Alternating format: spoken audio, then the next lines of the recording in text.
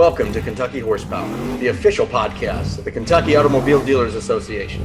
Good day, everyone. This is Jason Wilson with the KADA here for another edition of the official podcast of the Kentucky Auto Dealer Association, Kentucky Horsepower.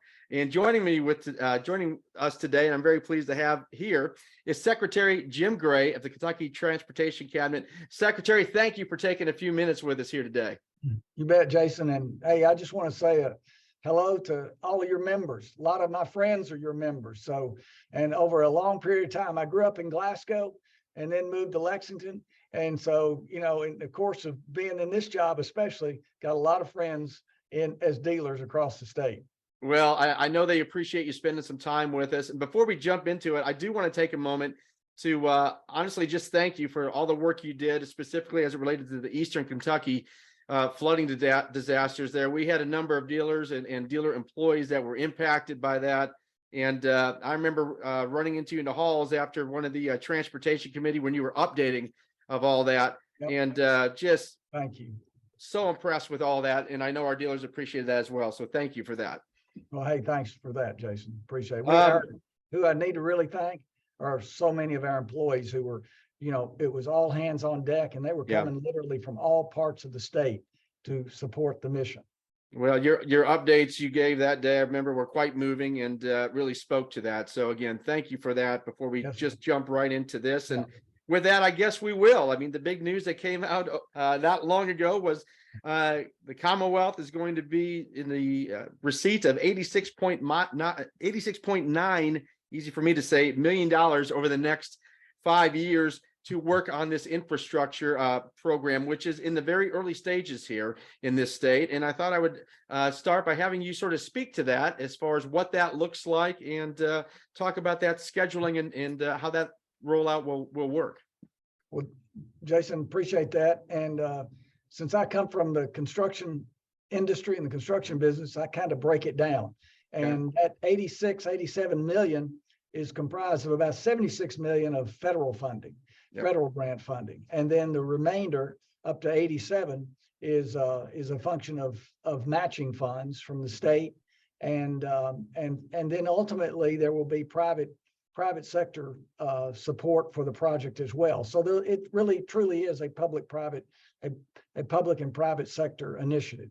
So what we're looking at today is crossing the entire state. Our plan was one of the first to be submitted and be accepted by the U.S. Department of Transportation. We're crossing the entire state through the first phase being the interstates and the parkways. And those interstates and parkways, as you know, all across the state from 24 to 71, 75, 65, you know, and more, 69. So I've got a list of all of them, but I won't go all over them just from my memory. I'm telling you, these are the ones that we're focused on, but then the parkways as well.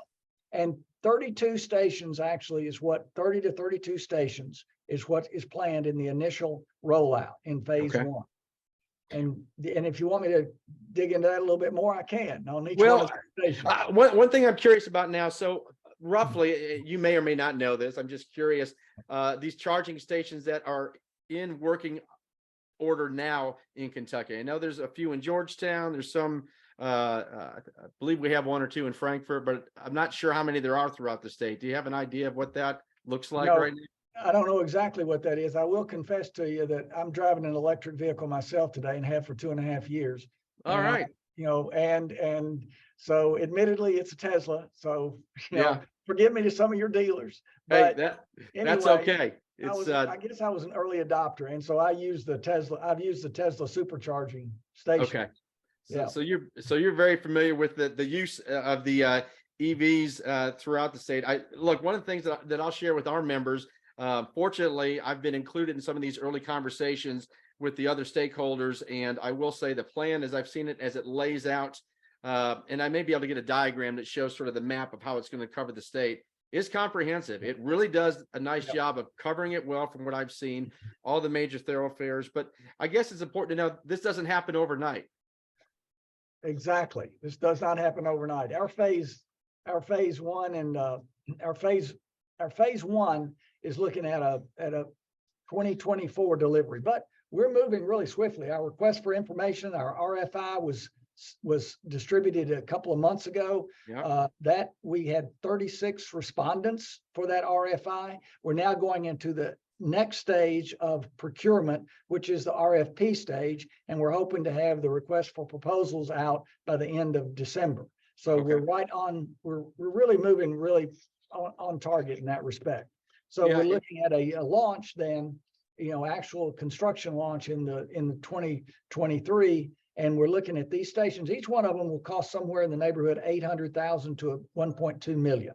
Okay. So that's where that build out takes us up to about 50 million of our total 87 committed so far. Sure.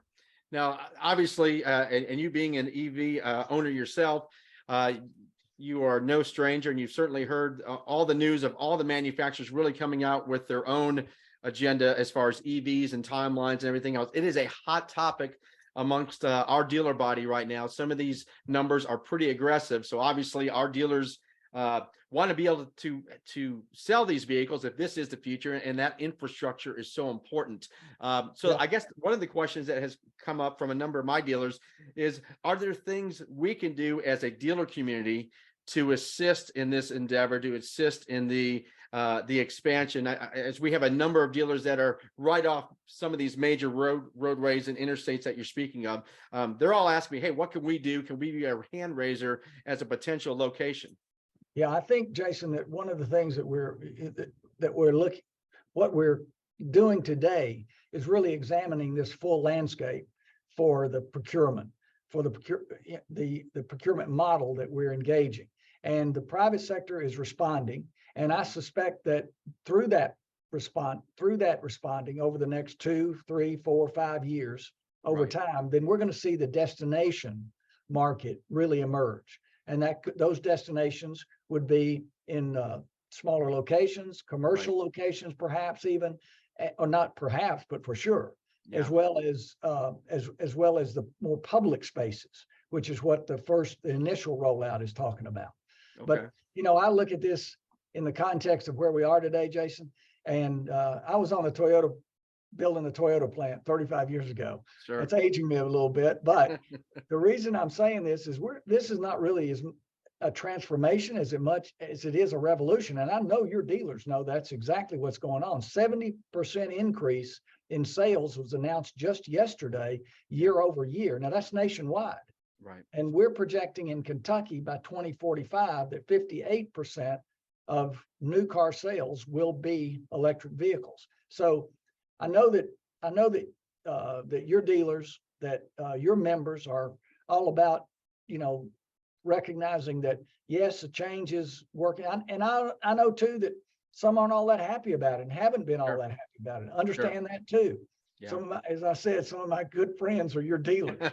So got that. But in the, what we're seeing, what we see today is this really this revolutionary change and this revolutionary shift, and it's with all of the really all of the OEMs now. Yeah, no, that's very true. And the biggest issue to date has been inventory, right? So being able to source these vehicles. So we do have some ramp up time as it relates to getting the infrastructure sort of in place in a state like Kentucky, which is early on in this program. I guess a question I have for you, and it sounds like very much on track, and you're very pleased with where things are going. From your perspective, though, what's the biggest challenge in getting all this out there and being able to meet these things over the next several years? What are you seeing as the most difficult part? Well, I have to confess, I've come out of the construction industry. I said that earlier, and I've never seen in my lifetime, in my career, I've never seen a time where we had such a confluence of challenges. Right. And that includes our supply chain, and it includes the labor market as well. Right. So when you look at that, and you consider that we've got this rollout coming, that in my estimation is one of the bigger challenges for the first 30 to 32 units the stations that we're going to build out. I think but once we're over that, once we're past that Sure. phase one, and then we're into phases 2 and 3, and our alternative fuel corridors are really built out, and then our destination charging stations are also built out, then you'll see, I think, my sense of it is, just like anything that changes, at first it's puzzling, can be confusing, and then Right. we settle in with a system and processes that take us through that change. Well, I think no doubt your background will lend itself well to this, as this is going to, we're literally building out this state from the very early beginnings to something that's going to really cover the state. And if I remember from our last conversation we had on this panel that I was on, I think the goal was to have these ultimately about 50 miles apart or so, as station to station. So Exactly. 50 that miles and nothing over a mile away from, and no station will be more than a mile away from the interstate or the parkway. Yep. And that's going to help a lot with this range anxiety and all these sort of things. So That range anxiety, I can tell you, it's for real. it's real. I've been And there. it's sort of weather pending too, right? If it's depending if it's really cold or if there's inclement weather, snow, that can all impact that range, right? It is. It is. So, One thing I want to say, and I know we got to close here quickly, but when you think of where Kentucky is positioned today in this revolution, I mean, I think I said it earlier that I was on the Toyota side. It was an $800 million investment 35 years ago. Today, that would be 2.3 billion. Well, between Ford and Envision in E-Town and Bowling Green, that's almost, those two together, almost $9 billion. So almost 4 times what Toyota was. So when you think about it, there's such a big investment here that in Kentucky that it's really natural, and it is to be expected that we would be adopters in that sense, and arguably earlier adopters. right. Well, Secretary Gray, I love the enthusiasm. Appreciate that very much. Know that the dealer community is here to help in this endeavor in any way we can, as we're tied to this together. We need that infrastructure so we can sell the vehicles. And so we all have a vested interest, and very much appreciate your time. And we very much want to be partners in this whole process. Thanks, Jason. Thank you very much. Have a great day. We'll see you next time.